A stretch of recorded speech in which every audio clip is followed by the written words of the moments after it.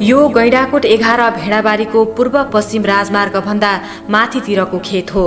अहिले धान रोपिँदै गरेको महिना चैत्र महिना हो। प्रायजसो असार र श्रावणमा मात्र रोपिने खेतहरू गएका केही वर्षदेखि चैत्रमा पनि यसरी नै रोपिँदै आएको छ। अनि दृश्यमा अहिले गैंडाकोट नगरपालिकाका नगर प्रमुख प्रशासकीय अधिकृत, कृषि अधिकृत सहितको टोलीले पकेट धान क्षेत्रको भ्रमण तथा अनुगमन गरिरहनु भएको छ। अहिले करिब 250 जना कृषकहरू मिलेर करिब 150 बिघा क्षेत्रफलमा विभिन्न प्रजातिका चैते धानहरू लगाइएको मुकुन्देसेन धान ब्लकका अध्यक्ष निर्मल नेउपानेले बताउनुभयो। सिँचाइको अझै व्यवस्था भयो भने 500 बिघा क्षेत्रफलमा चैते धान खेती गरी आत्मनिर्भर बनी निर्यात पनि गर्न सकिने अध्यक्ष नेउपानेको भनाइ छ। हामीले चाहिँ लगभग 250 जना किसानहरूलाई चाहिँ यो चैते धान रोप्नलाई अब हाम्रो यो समितिको सदस्य बनाएका छौँ। लगभग अहिले हामीले 150 बिघामा चैते धान रोप्न लगाएका छौँ। यसमा अहिले हामीले चैते 5, टाइचन, हर्दीनाथ र भेडिया नदी भन्ने जातका धानहरू रोपाई गरेका छौँ। र सिँचाइको अझै व्यवस्था भयो भने हाम्रो यो भेडाबारी क्षेत्रमा चाहिँ 500 बिघा जग्गा छ। त्यो 500 बिघामा नै सिँचाइ पुग्यो भनेदेखि हामीले चैते धान रोप्ने चाहिँ हाम्रो यो समितिको चाहिँ लक्ष्य छ।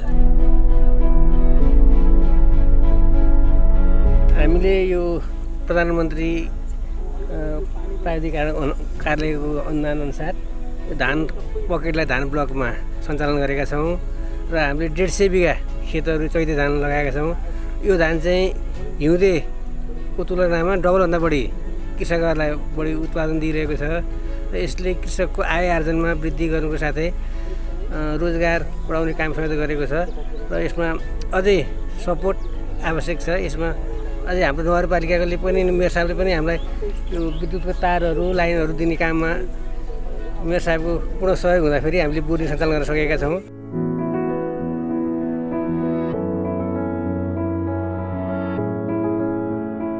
हामीले जान्ने बुझ्ने भएदेखि नै नेपाल कृषि प्रधान देश हो भन्दै र पढ्दै आएका छौँ। तर सधैँ कृषि प्रधान देशमा अरबौंको खाद्यान्नका लागि छिमेकी देशको निर्भरता कायमै छ।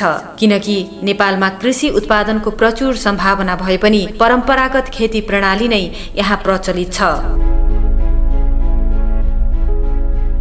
समग्र देशको यस्तो अवस्थाका बीचमा भने गैंडाकोट नगरपालिकामा आधुनिक कृषि उत्पादनका लागि स्थानीय सरकारले कृषकहरूलाई अग्रसर बनाउँदै व्यवसायतर्फ उन्मुख गराउने खालका कार्यक्रम, योजना र नीति निर्माण गर्दै आइरहेको छ। मुलुक संघीय संरचनामा गइसकेपछि निर्वाचनद्वारा स्थापित संघीय सरकार, प्रदेश सरकार र स्थानीय सरकार जनताको जीवनस्तर उकास्ने र आयमूलक व्यवसायमा सक्रिय बनाउने उद्देश्यले आधुनिक कृषि उत्पादन लक्षित कार्यक्रमहरू सञ्चालन गरिरहेका छन्।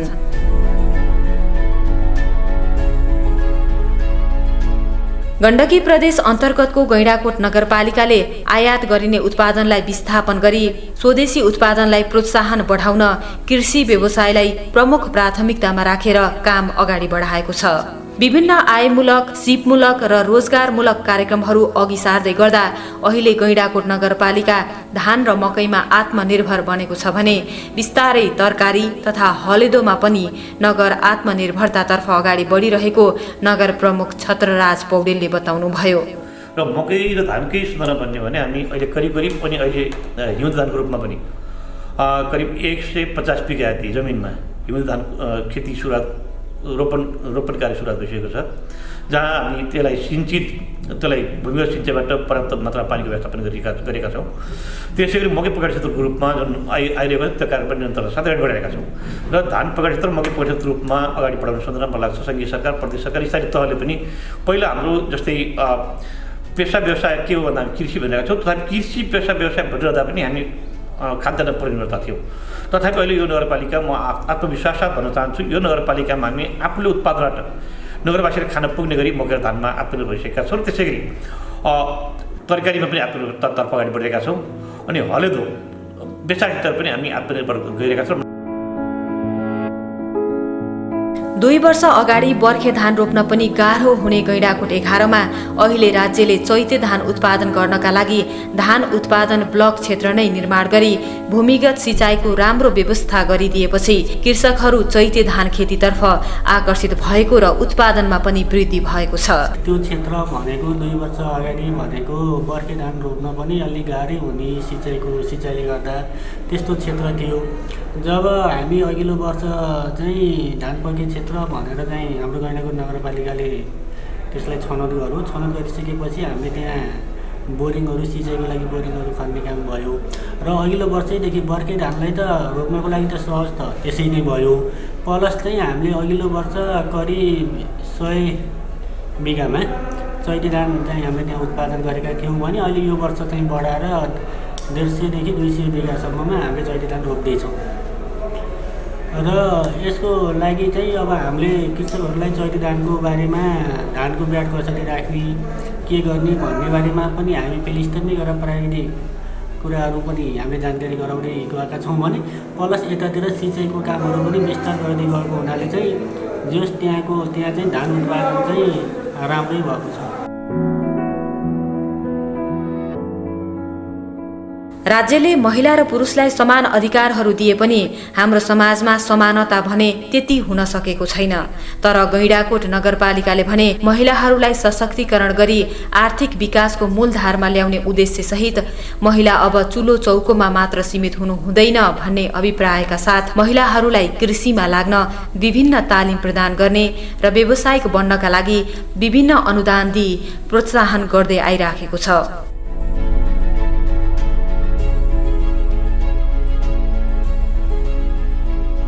कृषि गर्नका लागि नगरपालिकाबाट तालिम तथा अनुदान पाएपछि गैंडाकोट 4 का महिलाहरूले शिवशक्ति कृषि महिला समूह नै सञ्चालन गरी अहिले च्याउ खेती गर्दै आइरहेका छन्। पहिलो वर्ष नै समूह दर्ता गरी खेती गर्दा आम्दानी पनि राम्रै भएको उनीहरू बताउँछन्। नगरपालिकाबाट च्याउ खेती गर्दा अनुदान पाएपछि निकै हर्षित बनेका महिलाहरूले अझै थप सल्लाह सुझाव सहयोग र अनुदान पाएमा टनेलहरू थप गरी च्याउको उत्पादन र बजारीकरण जोड दिने बताएका छन्। कृषि समूह शिवशक्ति कृषि महिला समूहको च्याउ खेती गर्दै आएको पोहोर पनि गरेँ, अहिले पनि गरिरहेको।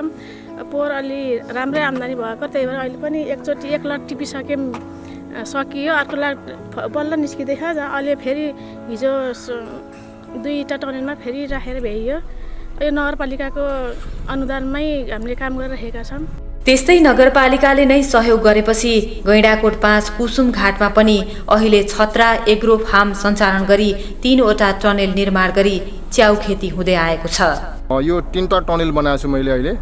एउटा टनेलमा 5248 वटा गइरहेछ।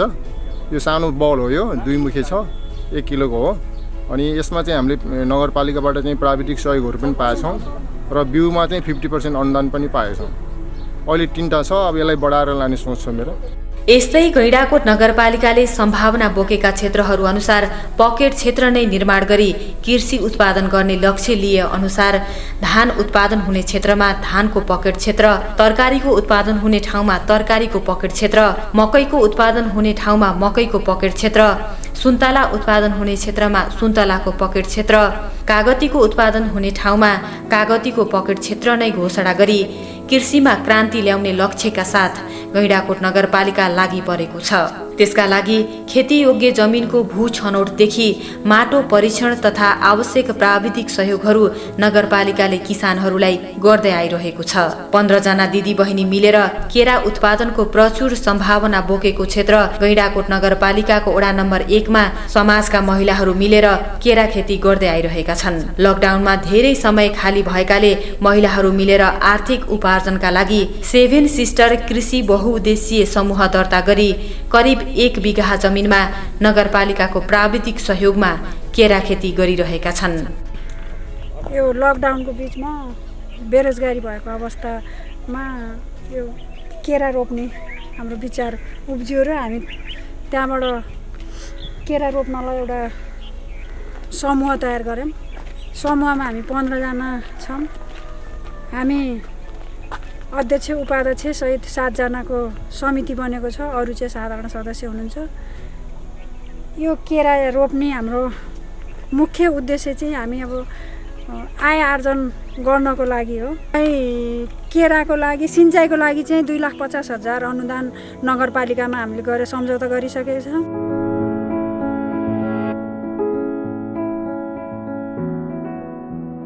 त्यस्तै पछिल्लो समय गैंडाकोट नगरपालिका हरियो मकैका लागि पनि प्रख्यात छ।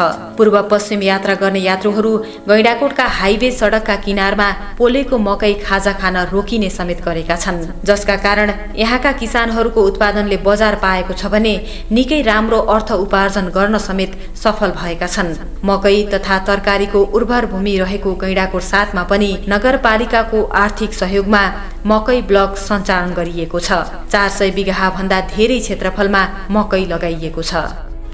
हाम्रो यस गैंडाकोट नगरपालिका अन्तर्गत गैंडाकोट 7 एउटा मकैको लागि अति उर्वरा भूमि हो र यसलाई हामीले आजभन्दा 2 वर्ष पहिला गैंडाकोट नगरपालिका को पहलमा कृषि शाखाको पहलमा शीतल नगर मकै ब्लक सञ्चालक समिति भनेर कृषि ज्ञान केन्द्र तनहुँमा दर्ता गरेका थियौँ र सोही वर्ष हामीलाई 25 लाख रुपियाँ विनियोजन भएको थियो र त्यो विनियोजन भएको रकमलाई हामीहरूले 4 वटा बोरिङहरू गाड्यौँ, डिप बोरिङ, जस अन्तर्गत यो पिपलटार कृषक समूहले एउटा गाडेको छ अनि खलेचौर कृषक समूह तल उसले पनि एउटा गाडेको छ अनि त्यसपछि गएर यो राजमार्गको नजिकै त्यहाँ एउटा बोरिङ छ र एउटा बोरिङ यहाँ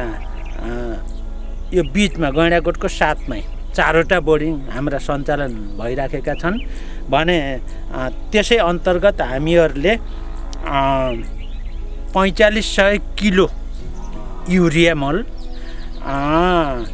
4000 किलो पोटास र 4000 किलो डिएपी 50% किसानले बिहोर्नु भयो र 50% अनुदानमा हामीले वितरण गऱ्यौँ भने गैंडाकोट नगरपालिकाबाट 20 लाख रुपियाँ खर्च गरेर एउटा ठुलो बोरिङ गाडिएको थियो गैंडाकोट 7 मा। त्यो बोरिङको पानीलाई हामीले 300 मिटर एचडिपी पाइप ल्याएर अन्डरग्राउन्ड गरेर किसानको खेतमा पुर्याउने काम गऱ्यौँ। त्यस्तै मकै मात्र होइन, तरकारी खेतीका लागि पनि गैंडाकोट नगरपालिका निकै प्रख्यात छ। गर्न सके तरकारी उत्पादनका लागि पनि गैंडाकोटको माटो निकै मलिलो र उर्वरशील भएको दाजुभाइ कृषि तथा पशु फर्मका सञ्चालक किसान बताउँछन्। नयाँ यो तरकारी खेतीको लागि टनल चाहिँ नगरपालिकाबाट सहयोग भयो अनि च्याप कटर पनि सहयोग भएको छ। हामी 2 जना मिलेर अहिले व्यवसाय चाहिँ पशु फार्म र कृषि चाहिँ गर्दै आइरहेका छौँ। यसको लागि नगरपालिकाले गर्नुभएको जुन सहयोग छ त्यो राम्रो छ हामीलाई। गैंडाकोटमा किसानहरूलाई कृषि उत्पादनमा मात्र जोड होइन कि कृषिको बजारीकरणमा पनि जोड दिइएको छ। गैंडाकोट नगरपालिका भरि नै विभिन्न स्थानहरूमा कृषि उत्पादनहरूको बेचबिखनका लागि स्थानीय हाट बजारहरूको व्यवस्थापन गरिएको छ भने निजी स्तरबाट पनि कृषि उपजहरू बेचबिखनका लागि हाट बजारहरू खुलिरहेका छन् भने स्थानीय सरकार तथा सम्बन्धित सङ्घ संस्थाहरूबाट पनि अन्यत्र निर्यातका लागि प्रयासहरू भइरहेको देख्न सक्दछौँ। यो कृषि हाट बजारको सन्दर्भमा यो कृषि उत्पादित वस्तुलाई एउटा कृषक र उपभोक्ताको प्रत्यक्ष किनबेच होस् भन्ने उद्देश्यका साथ यो निर्माण गरिएको र नगरपालिकाको हाम्रो मेयर साहबको सक्रियता र कृषि अधिकृत राजुजी लगायतको टिमले यसलाई सक्रियतापूर्वक यसलाई निर्माण गर्ने काममा लाग्नुभयो र मेरो आफ्नो पनि त्यही खालको भूमिका रह्यो र यो कृषि हाट बजार कस्तो भने प्रत्यक्ष कृषक र उपभोक्ता बिचको मात्रै किनबेच होस् र अन्य बिचौलियाले चाहिँ यसलाई चाहिँ नाफामूलक ढङ्गबाट नपाउन् भन्ने उद्देश्यका साथ उत्पादित वस्तुलाई कृषकको उत्पादित वस्तुलाई बेच्ने र उपभोक्ताले प्रत्यक्ष त्यहीँबाट खरिद गर्ने एउटा सिस्टमको विकास गऱ्यौँ भने हामीले चाहिँ उत्पादनले प्रचुर रूपमा जति लगानी हो त्यही अनुसारको मुनाफा पाउँछन् कृषकले भन्ने एउटा शुद्ध भावनाबाट यो कृषि बजारको व्यवस्थापन गरिएको छ। यसरी नगरपालिकामा विभिन्न कृषि उपजहरूको उत्पादनका लागि कृषि ज्ञान केन्द्र नवलपरासी बर्दघाट सुस्ता पूर्वले पनि आर्थिक तथा विभिन्न प्राविधिक सहयोगहरू गरी प्रत्यक्ष सहयोग पुर्याइरहेको छ। यो गैंडाकोट 11मा यो मुकुन्दसेन धान बाली पकेटलाई चाहिँ यो वर्ष हामीले ब्लकमा सम्झौता गरेका छौँ। उहाँहरूलाई चाहिँ करिब 35 लाख बराबरको सम्झौता गरेको छ, जसमध्ये हामीले 16 लाख चाहिँ कुलोमा सिँचाइको लागि चाहिँ प्रायोरिटी गरेर सिँचाइ भयो भने बल्ल चाहिँ धान उत्पादन हुन्छ, हिउँदमा सिँचाइको एकदमै कमी हुने त्यसरी राखेको छ भने बाँकी रकम चाहिँ उहाँहरूलाई बिउ, त्यसपछि तिरपाल भयो, त्यसपछि विषादी अलिअलि विषादी छ, त्यसपछि स्प्रेहरू त्यसै गरेर उहाँहरूलाई चाहिँ कार्यक्रम सम्झौता गरिएको छ। गैंडाकोट नगरपालिकाले गरेको यस्ता प्रयासहरूले गर्दा अब गैंडाकोट मात्र होइन, सिङ्गो नवलपुर जिल्ला नै धान तथा अन्य कृषि बालीहरूतर्फ आत्मनिर्भर बन्दै गइरहेको छ। के छ भने किसानहरू एकदम तपाईँको उत्पादनमा जोडिएर अहिले जुन काम किसानले खेतबाट उत्पादन गर्न खोजेका छन् यो एकदम सराहनीय छ। किनभनेदेखि अहिले घरमा बसेर जाने दिनमा खेतबारीमा बिहानदेखि बेलुकासम्म काम गर्दा उत्पादनमा जोडिएर अब यो समृद्धितिर अबको वर्षहरू समृद्धितिर किसान के अरे तपाईँको उत्पादनमा समृद्धितिर जोडियो भनेदेखि यो गाउँ अथवा टोल वार्ड लिएर नगरपालिका हुँदै देश नै समृद्धितिर उत्पादनमा लाग्यो भनेदेखि समृद्धितिर जाने एउटा सम्भावना देखेर नै हामी लागेका छौँ।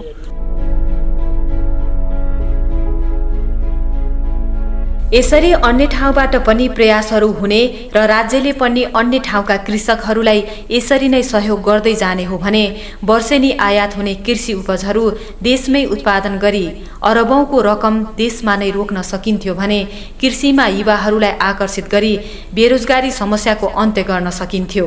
कृषिमा लाखौं सम्भावनाहरू भए पनि युवाहरूको आकर्षणको केन्द्र बनाउन नसक्दा उही पुरानै प्रविधि र पद्धतिबाट नेपालका किसानहरू खेती गर्न बाध्य छन्।